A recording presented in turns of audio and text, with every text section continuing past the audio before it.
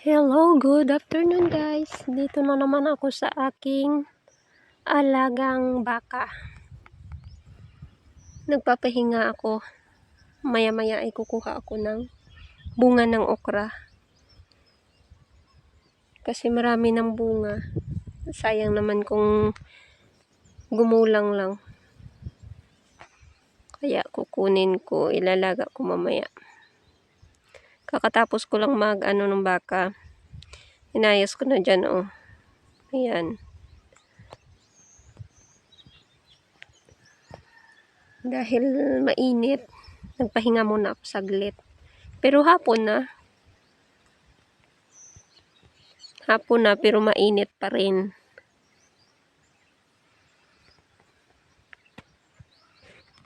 Yan, marami pala, ngayon ko lang napansin, marami palang manok na pumupunta dito. Ayan o. Manok namin yan, pero maabot dito. Ito lang yung kagandahan kapag probinsya, no? Kasi yung mga alaga mong manok, hindi mo na kailangang talian or ikulong. Kasi nga, hindi naman dito katulad ng Manila na aawayin ka ng kapitbahay mo kapag pumunta yung manok mo sa kanila. 'Di ba? Para mawawala yung mga manok mo. Dito sa amin guys, hindi. Walang ganun. Walang nawawalang dito kasi wala namang nangunguha. Hindi nila kinukuha yung hindi sa kanila ba. Kaya okay lang na ka ng manok dito. Mag-alaga ka ng manok na hindi mo na kailangang talian. Tuwing hapon, umaga at hapon, kailangan mo lang silang bigyan ng pagkain. Para pagbaba nila galing doon sa kahoy, ay pupunta sila doon sa pagkain nila. Tapos, syempre, kapag tanghali na, pupunta sila dito. Katulad ngayon, ayan o. Pupunta sila ngayon dito kasi hindi ko pa sila nabigyan ng pagkain.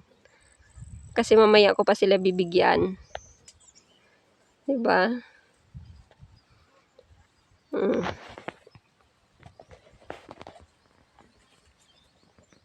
Madami yan sila eh. Yung iba doon sa bahay.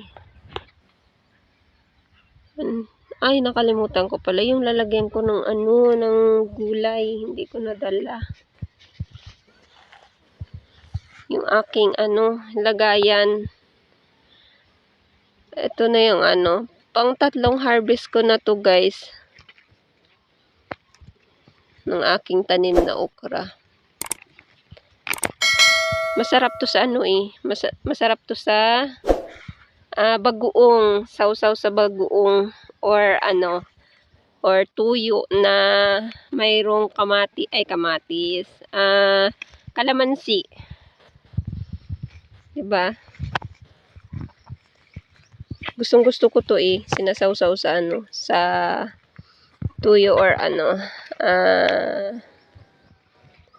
bagoong. Masarap.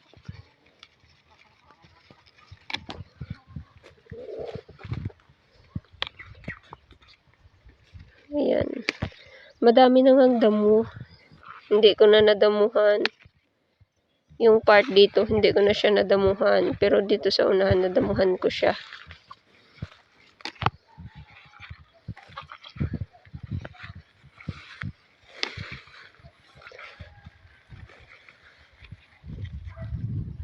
Mayroon na tayong pang-ulam guys.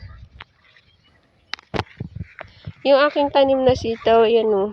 Gumagapang na pala siya pero hindi ko pa nalagyan ng isa pa lang yung nalagyan ko.